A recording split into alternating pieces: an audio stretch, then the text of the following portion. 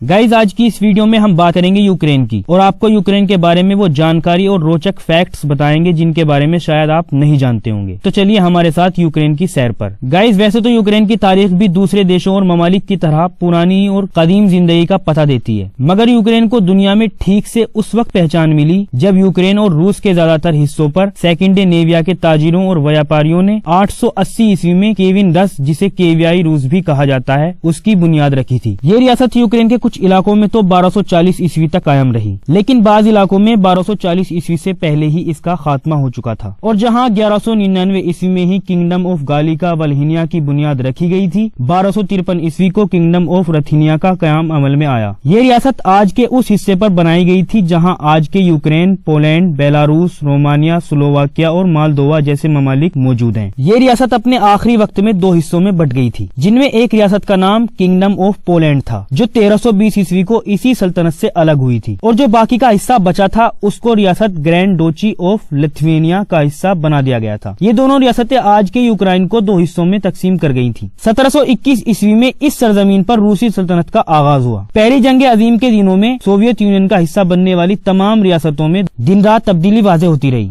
कभी ये रियासतें रूस के साथ मिल जाती तो कभी ये खुद मुख्तार और अपने आजाद रियासत होने का दावा करती रहीं। उनमें से एक यूक्रेन भी था जिसे रूस ने 1919 में यूक्राइनी सोवियत इश्तराकी जमहूरियत का दर्जा दे दिया था। 30 जून 1941 को यूक्रेन ने रूस से अपनी आजादी का ऐलान कर दिया, मगर इन दिनों दूसरी वर्ल्ड वॉर अपने उरूज पर पहुंच चुकी थी। सेकेंड वर्ल्ड वॉर के बाद यूक्रेन ने खुद को सोवियत यूनियन का हिस्सा बनने में ही अपनी बेहतरी समझी। 1990 से पहले ही सोवियत यूनियन अपने जवाल और विनाश की ओर बढ़ चुका था, इसलिए कुछ देशों को 1990 में ही सोवियत यूनियन से आजादी दे दी गई थी। लेकिन 24 अगस्त 1991 को यूक्रेन ने रूस से अपनी आजादी का ऐलान कर दिया था और 25 दिसंबर 1991 के दिन यूक्रेन को रूस से आजादी नसीब हुई, जिसके बाद इस देश का नाम सिर्फ यूक्रेन ही रह गया। आजादी के बाद इस देश का कुल रकबा 6,03,628 स्क्वायर किलोमीटर ही रह गया था, जो आज जमीनी लिहाज से दुनिया का 45वां सबसे बड़ा मुल्क है। इस मुल्क का 93% हिस्सा सूखी जमीन और 7% हिस्से पर पानी मौजूद है। अगर हम इस मुल्क की आबादी की बात करें तो जनवरी सन 2018 की एक रिपोर्ट के मुताबिक इसकी कुल आबादी 4 करोड़ 23 लाख लोगों पर मुश्तमिल थी, और ये मुल्क अपनी आबादी के लिहाज से दुनिया का 35वां सबसे बड़ा मुल्क है। यूक्रेन का कंट्री कोड +380 है। यूक्रेन इंडिया से 5235 किलोमीटर दूर है, जबकि पाकिस्तान से 3792 किलोमीटर की दूरी पर वाक़ है। यूक्रेन वक्त के लिहाज से इंडिया से 1 घंटा 30 मिनट पीछे है, जबकि पाकिस्तान से 2 घंटे। अगर आप इंडियन या पाकिस्तानी हैं तो आपके लिए यूक्रेन का वीजा हासिल करना कोई मुश्किल काम नहीं, लेकिन आपके पास होटल की बुकिंग, प्लांट का रिटर्न टिकट हो तो आप 10 दिन के अंदर अंदर यूक्रेन का वीजा हासिल कर सकते हैं। यूक्रेन के लिए फ्लाइट टिकट का खर्च $600 से $700 तक हो सकता है, जबकि होटल का पर नाइट चार्ज $30 से $50 तक होगा। लेकिन अगर आप वहाँ किसी हॉस्टल में रुकते हैं तो फिर ये बहुत ही कम हो सकता है। यूक्रेन की करेंसी को हरेवनिया कहा जाता है। यूक्रेन का एक हरेवनिया भारत के 2.5 रुपयों जबकि पाकिस्तान के 6 रुपयों के बराबर है। यूक्राइनी इस मुल्क की सरकारी और कौमी जबान है। दुनिया भर में यूक्राइनी बोलने वालों की तादाद 4 करोड़ 50 लाख लोगों के करीब है। रूमानी, बेलारूसी जबानी भी यहाँ की तस्लीम शुदा जबान है, जबकि दीगर बोली जाने वाली जबानों में बल्गारियन, गागोज, यूनानी, तातारी, हंगरियन, पोलिश, रूसी और स्लोवाकी जैसी बहुत सी जबानें शामिल हैं। इस मुल्क की आबादी में 78% यूक्राइनी लोग, 17% रूसी, जबकि बाकी और कुछ मुख्तलिफ नस्लों के लोग यहाँ पर आबाद हैं। 1000 ईस्वी में इस मुल्क ने मसीहियत को एक मजहब के तौर पर अपना लिया था, लेकिन बाद में यहाँ दूसरे मजहब की तबलीग के बाद लोग अपने मजहब भी बदलते गए और अपने मजहब से दूरी भी इख्तियार करते गए। आज की आबादी में 65% अफराद ऑर्थोडॉक्स ईसाई हैं, 6% यूनानी कैथोलिक ईसाई हैं, 2% प्रोटेस्टेंट हैं, 7% दूसरी मसीही फिरकों के लोग, 1% मुसलमान और 1% रोमन कैथोलिक, एक बहुत ही कलील और कम तादाद में हिंदू और यहूदी और दूसरे मजहब के मानने वाले, जबकि 16% लोग ऐसे हैं जो किसी भी मजहब को नहीं मानते। 839 स्क्वायर किलोमीटर के रकबे पर फैला हुआ कीव नामी शहर इस यूक्रेन का दारुल हुकूमत या कैपिटल, राजधानी है और सबसे बड़ा शहर है। ये शहर अपने अंदर तकरीबन 30 लाख लोगों को समोए हुए है। इस शहर को 402 ईस्वी में बसाया गया था। 1919 में जब यूक्रेन सोवियत यूनियन का हिस्सा बना तो यह कीव नामी शहर ही यूक्रेन का कैपिटल करार पाया, जो कि सोवियत यूनियन से आजादी के बाद भी यूक्रेन का राजधानी रहा और आज भी है। 2017 की रिपोर्ट के मुताबिक यूक्रेन की कच्चे तेल की पैदावार $104 बिलियन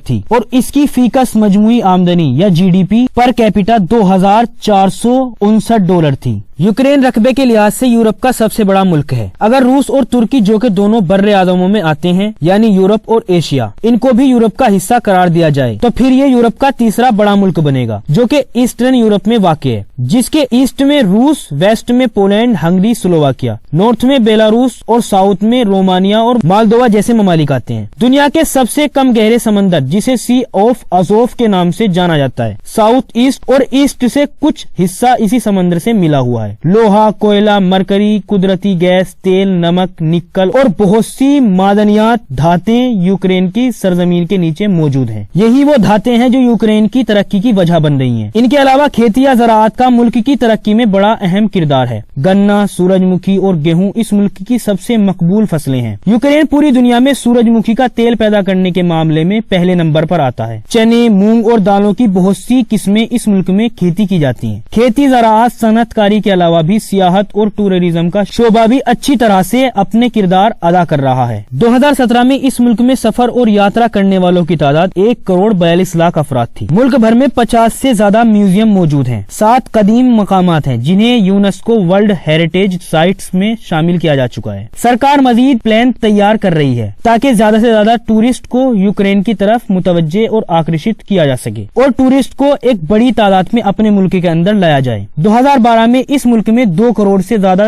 गैर मुल्क लोगों ने सफर किया था। 2017 में 1,42,00,000। यही वजह है कि अब यूक्रेन की सरकार टूरिज्म और सियाहत के मामले में काफी सीरियस दिखाई देती है। यूक्रेन ने अपने सभी पड़ोसी ममालिक को रेलवे लाइन से जोड़ा हुआ है। यूक्रेन में एजुकेशन रेट या तालीम की शरह तकरीबन 99% है। इसी वजह से ये दुनिया के सबसे पढ़े लिखे ममालिक में से एक है। फुटबॉल और रेसलिंग इस मुल्क में सबसे पसंदीदा खेलें हैं। इन दोनों खेलों के अलावा बास्केटबॉल, आइस हॉकी और क्रिकेट जैसी बहुत सी मकबूल खेलें हैं। देश के कैपिटल में मौजूद आरसी नाला मेट्रो स्टेशन दुनिया का सबसे गहराई में बनाया जाने वाला मेट्रो स्टेशन है, जिसको 1960 में सोवियत यूनियन के दौर में बनाया गया था, जो तकरीबन 105 मीटर की गहराई में मौजूद है। यहाँ के लोगों की ज्यादातर उम्र 50 से लेकर 71 साल तक होती है। यूक्रेन दुनिया का चौथा सबसे ज्यादा पढ़ा लिखा देश है। सेकेंड वर्ल्ड वॉर के दौरान जब यूरोप में यहूदियों का कत्लेआम हुआ था तो यहूदियों को पनाह देने वाला एक मुल्क यूक्रेन भी था। 1990 में ये सब यहूदी इसराइल चले गए थे। यूक्रेन के कैपिटल कीव को खूबसूरत हसीनाओं का शहर भी कहा जाता है। कहा जाता है कि दुनिया के दूसरे बड़े शहरों में 100 में से 10 लड़कियां ही आपको खूबसूरत नजर आएंगी, मगर यूक्रेन के कैपिटल सिटी में आपको 100 में से 100 लड़कियां ही हसीन से हसीन तर नजर आएंगी। सोवियत यूनियन से आजादी के बाद रूस और यूक्रेन के दरमियान क्रीमिया के मसले पर जंग जारी थी। ये मुसलमानों की मेजोरिटी और अक्सरियत वाला हिस्सा कभी सल्तनत उस्मानिया का हिस्सा हुआ करता था। ये क्रीमियन लोग खुद के लिए आजाद और एक मुस्लिम मुल्क चाहते थे। यही वजह थी कि इस मुल्क के मुसलमानों को बड़ी बेदर्दी से कत्ल किया गया था। 2014 में रूस ने सारे क्रीमिया पर कब्जा कर लिया था और यूक्रेनी फौजों को यहाँ से निकलने पर मजबूर कर दिया था। क्रीमिया में रूस ने अब रूसी लोगों को आबाद कर दिया है। मुसलमान अब यहाँ न होने के बराबर पाए जाते हैं। यहाँ एक बात और काबिल जिक्र है कि आज अब फिर रूस ने यूक्रेन पर हमला कर दिया है और दोनों ममालिक में घमसान की जंग जारी है। तो गाइज, ये था आज का हमारा यूक्रेन का सफर। अगर आपको पसंद आया हो तो प्लीज वीडियो को लाइक करें और चैनल को सब्सक्राइब जरूर करें।